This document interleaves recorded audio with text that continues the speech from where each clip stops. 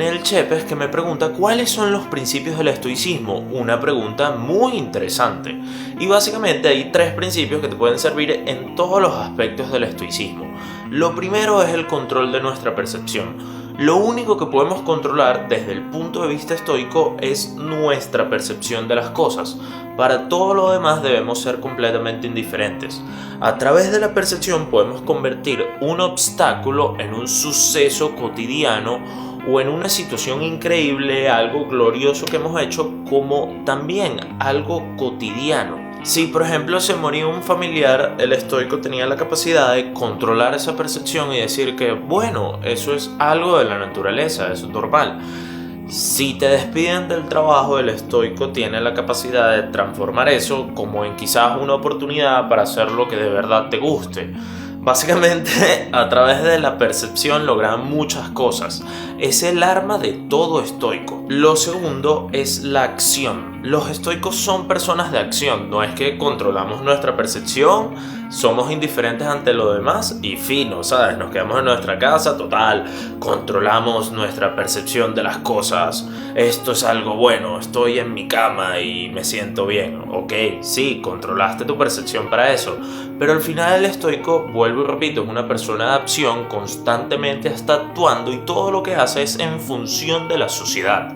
Los estoicos son personas bastante activas. Y lo tercero precisamente vendría a ser la voluntad de los estoicos. Es precisamente esa voluntad de siempre querer hacer lo correcto, de siempre actuar en función de la sociedad, la misma voluntad que le permite controlar su percepción de las cosas, la misma voluntad que le permite superarse ante cada una de las adversidades, y eso es algo que precisamente los estoicos iban entrenando día tras día. Ahora, si quieres continuar leyendo sobre este tema, hay varios libros que te puedo recomendar. De hecho, el libro Cómo ser estoico y El obstáculo es el camino, el primero es de Máximo Piglucci y el segundo es de Ryan Holiday. Los dos dividen la versión que ellos dan del estoicismo precisamente en esos tres segmentos: la percepción, la acción y la voluntad. Son esas tres cosas. La segunda pregunta me la hicieron en Facebook, me la hizo Gato Sabio, que me pregunta: la ataraxia, el tabú, el budismo, la fe cristiana, todo eso viene a ser lo mismo. Y mi respuesta ante eso es que en ciertos aspectos sí y en ciertos aspectos no. Cuando tú lees sobre el Tao, sí se parece bastante a actuar en función de la naturaleza, a eso que tenían los estoicos. Cuando tú hablas del nirvana, que es precisamente el camino medio donde no tienes un estilo de vida asceta y tampoco tienes una vida en la lujuria, eso se parece muchísimo a la ataraxia. Y también precisamente la fe cristiana tiene bastante relación con el estoicismo. Repito, en el Renacimiento existió un movimiento que se conocía como el neoestoicismo, que estaba impulsado por personas como Francisco de Quevedo, Michel de Montaigne, Justo Lipsio, que buscaban relacionar el cristianismo de la época con los valores del estoicismo. Pero bueno, para cerrar la idea, sí, efectivamente en ciertas cosas se relaciona, pero también hay ciertas cosas que no. Si yo comparo cada una de las filosofías, voy a hallar ciertas diferencias, pero al final lo que distingue al estoico es precisamente su rol activo en la sociedad y además sus utilidades prácticas. Es de muy rápida aplicación. Repito, cuando tú lees cualquier libro de estoicismo, es un manual de acción que te dice exactamente lo que debes hacer. La segunda pregunta me la hicieron en YouTube, me la hizo Matías M, que de hecho me hizo dos preguntas. Y bueno, la primera es sobre cómo los estoicos afrontan la enfermedad y el dolor físico. Y bueno, ante eso lo primero que te respondo es que veas la enfermedad y el dolor como un acto más en la vida. Si tú lees el manual de Epicteto, una de las primeras cosas que te dice es que veas todo a través de la voluntad de la naturaleza. ¿Y qué es eso? Pongamos un ejemplo. Cuando a ti se te rompe una taza, tú dices: bueno, esas cosas pasan, las tazas se rompen. Pero ahora, cuando se nos muere un familiar, decimos: ¡ay, madre de mí!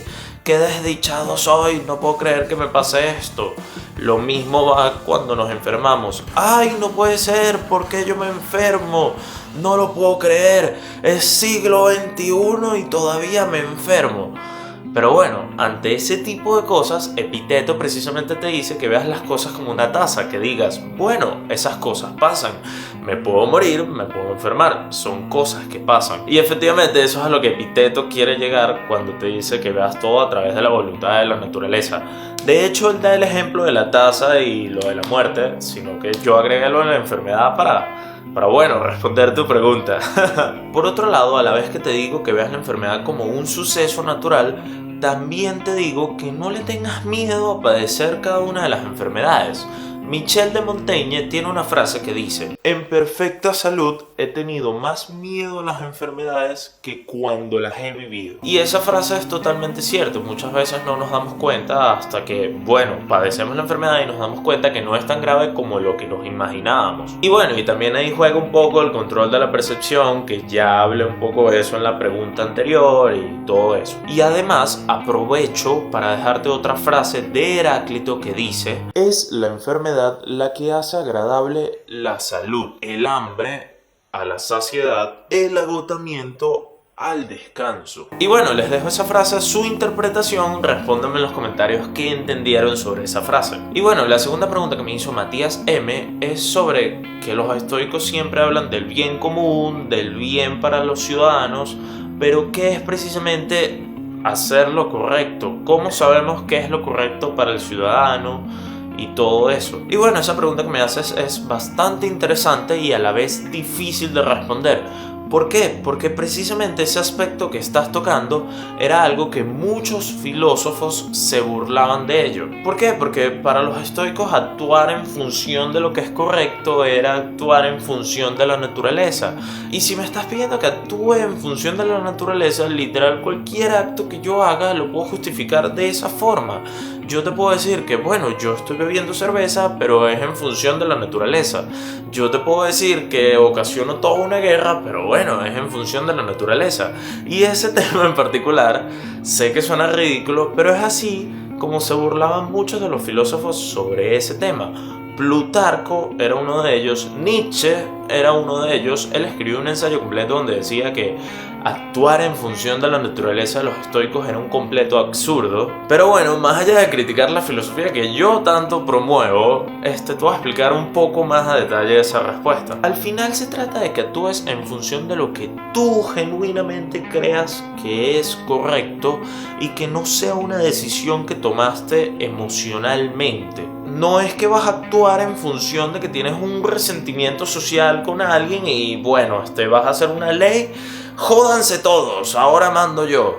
No es que vas a generar una guerra producto de tus pasiones o una cólera que tienes con una persona en particular.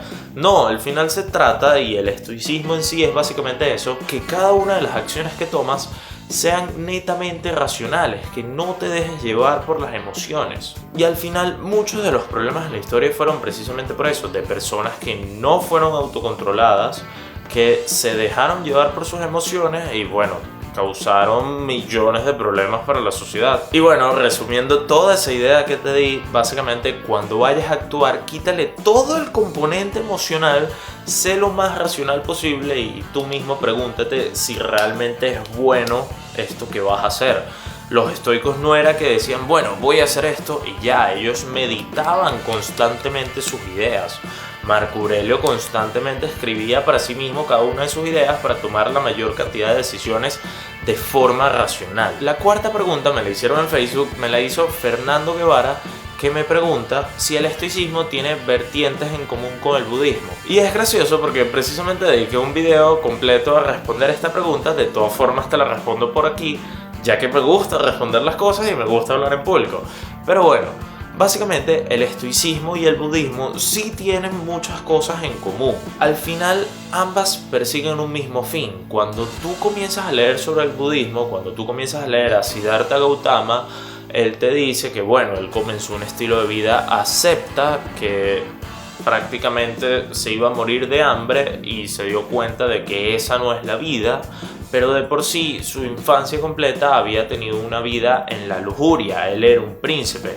Y luego de haber estado en ambos polos, se dio cuenta de que ninguno de los dos te llega a la felicidad máxima. Y es ahí cuando comienza a desarrollar toda su filosofía, que es el estado donde eres libre de todo tipo de emociones. Cuando tú escuchas eso, tiene bastante relación con la ataraxia del estoicismo, que es el estado donde precisamente eres libre de todo tipo de emociones, que ninguna emoción, sea buena o mala, puede alterarte y simplemente eres una persona racional que cumple con su deber. En ciertos aspectos tienen muchísimo en común, pero ¿en dónde es que cambian? Precisamente en las metodologías de cada uno. Mientras que el budista empieza todo su camino a través de la meditación y va desarrollando toda su filosofía, el estoico no, el estoico es una persona de acción. Vuelvo y repito, cuando tú agarras cualquier libro de estoicismo, es que cualquiera es un manual de acción. Tú sientes que la persona te habla. Literal, Séneca, Epicteto, Marco Aurelio te dicen haz esto y aquello. Pero bueno, en conclusión, para que tengas una idea, en la actualidad hay personas que hacen ambas cosas, que practican el estoicismo y practican el budismo. Hay referentes del estoicismo que han hablado del budismo y viceversa. Personas como Nassim Taleb, el autor del libro Antifrágil, dicen que el estoico es simplemente un budista con actitud.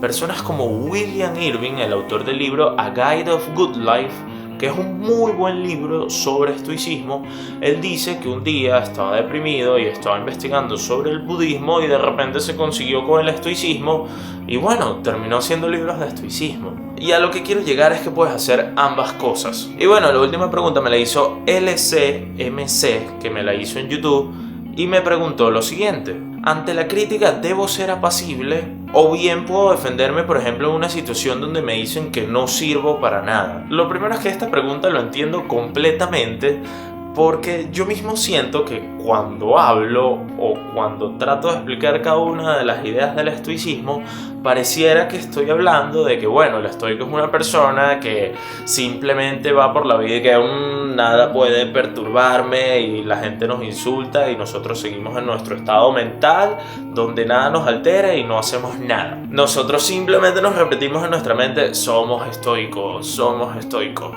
Y bueno, ante eso, ante la crítica, claro que puedes responder, claro que puedes defenderte. Habían estoicos como Séneca que utilizaban la comedia para defenderse ante cada uno de los insultos que le hacían. Al final, los estoicos hacen énfasis en que los insultos que te hagan no puedan alterarte. Si una persona me insultó, ok, le respondí, eso no es suficiente. Lo importante es que esa emoción en sí, ese insulto, no te afecte como persona. De nada me sirve darle una respuesta, que toda la audiencia se ría de mí o que él se sienta mal, si igual cuando yo llegue a mi casa voy a estar todo mortificado y que no puede ser que me haya dicho eso. No, es ahí donde los estoicos hacen totalmente énfasis en eso, que cualquier cosa que digan los demás, nada de eso puede alterarte, y eso es lo importante. La respuesta da igual. Hay filósofos como Epicteto y Musonio Rufo que les daba igual responder o no a los insultos. Séneca sí, respondía con comedia y todo eso, pero lo importante es que el insulto en sí no te altere. Ahora, da igual como tú quieras responder. Vuelvo y repito mi ejemplo de antes. De nada me sirve responder al insulto si estoy actuando de forma completamente emocional, si me dejé llevar por esa emoción, y si voy a llegar a mi casa y voy a estar mortificado y voy a dejar de cumplir con cada una de las acciones que tengo que hacer durante el día simplemente porque un insensato me insultó. No, es ahí donde el estoico hace énfasis de ser racional en cada uno de los momentos de nuestra vida. Pero ahora yo te aconsejo que en verdad es muchísimo mejor que no les respondas. No pierdas el tiempo respondiendo lo que los demás dicen de ti. Si te insultan, eso es problema de ellos. Ok, si tú los quieres responder, respóndeles, pero es mejor que no lo hagas, ya que es mucho más fácil dejarte llevar por las emociones luego de que les respondiste. Vuelvo y repito, es que quiero que la idea quede clara, que no te dejes llevar por la emoción del momento ni después, que en todo momento se vea que estás siendo racional, así sea en tu respuesta o que no respondas, que la gente vea que eres una persona controlada completamente. Y bueno, es todo por hoy, espero que les haya gustado mis videos. Cada vez